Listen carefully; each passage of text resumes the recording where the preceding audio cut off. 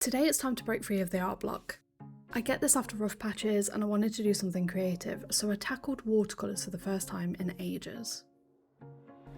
I soaked the paper and used a variety of blues, purples and pinky reds, professional art talk, to create these tiles. The idea of sea creatures then came afterwards.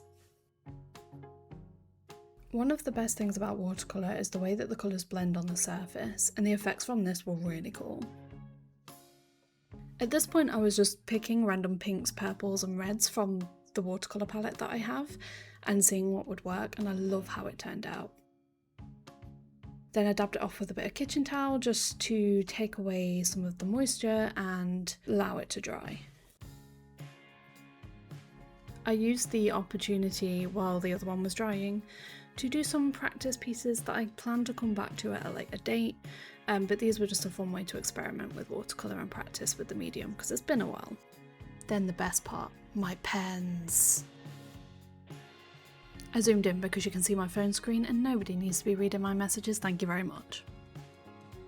There are pencil sketches. I sketch very heavy-handedly, I didn't mean to do it that heavy, but this is where I started to outline those sketches, and I picked a variety of different sea creatures that I personally found interesting or adorable or that I liked, so I think we've got a good variety of things here.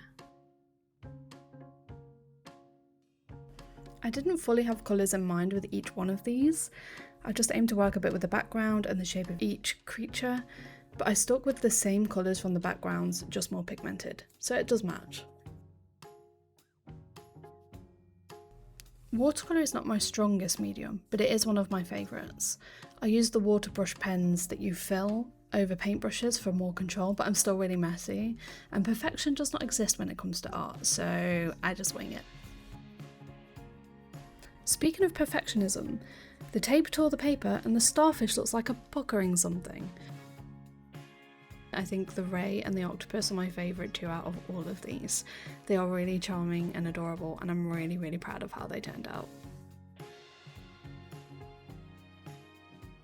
Here I add more details with my line work, one of my favourite things to do, and it really adds to each panel in my opinion. I love the line work that I do.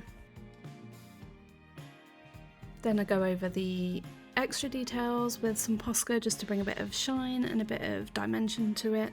Overall, I'm really happy with how this piece turned out, and I plan to cut out the panels eventually, but for now I'm just happy that it didn't turn out a total disaster. Not bad for a spontaneous piece of art.